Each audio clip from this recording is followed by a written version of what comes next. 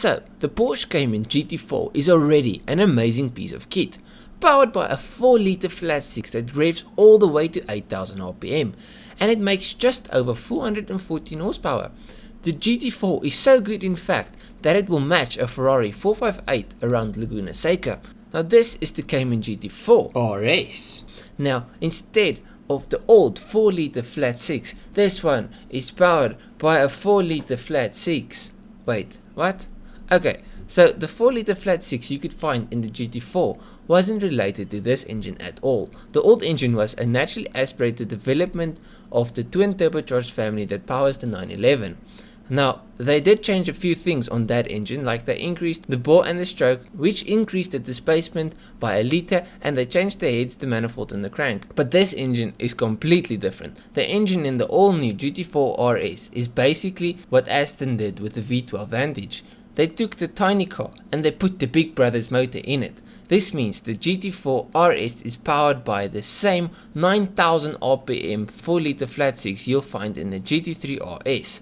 This means that the already fast GT4 will make 493 horsepower. Now that's exciting. And if you don't know, the 911 GT3 RS sounds amazing, which means this thing will be a symphony on the road.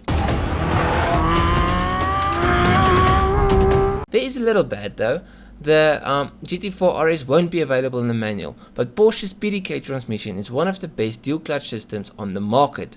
Now for straight line performance, Porsche claims a 0 to 60 of 3.2 seconds and will go on to a top speed of 196 miles per hour or close to 320 kilometers per hour. Now that's crazy fast. Remember, Porsches aren't even built for straight line performance, they are built to be excellent in the corners, so figures like that are impressive. Now onto handling, and this is where this thing will shine. So firstly, Porsche lightened her by around 50 pounds by making the fenders out of carbon fiber reinforced plastic. They also dropped her by 1.2 inches, making for a more stable and flat cornering car. Porsche also fitted 20-inch forged aluminium wheels with motorsport style center locks, and you can have it with carbon ceramic discs or iron brake rotors.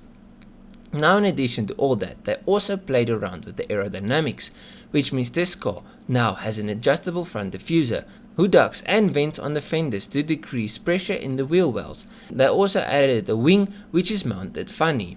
Now all of these vents and wings and crap means that the GT4 RS will make 25% more downforce than the normal GT4. On to looks, and looks are important. The grills outside the club need to go wow when they see your Porsche. And I'm not gonna lie, this thing kind of looks like a GT4 I would build on Need for Speed. You know, like black hood, vents, a cool wing, some dope looking rims. Now it's not a bad thing, but to some it might be a bit much. But I like it, and so I don't really care. Now, this car is actually quite a big deal. Why? Because this is the last internal combustion powered Cayman Porsche will produce. From the next generation it will be fully electric. But this does mean that the value of this thing will only go one way, and that's up. Speaking about value, Porsche will be asking $142,000 for this, so it ain't exactly cheap.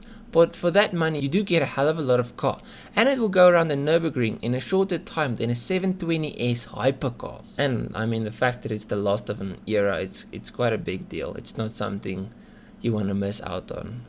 This is going to be the last internal combustion powered tiny Porsche, so it's kind of a big deal.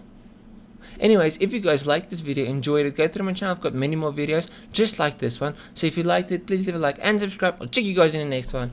Cheers,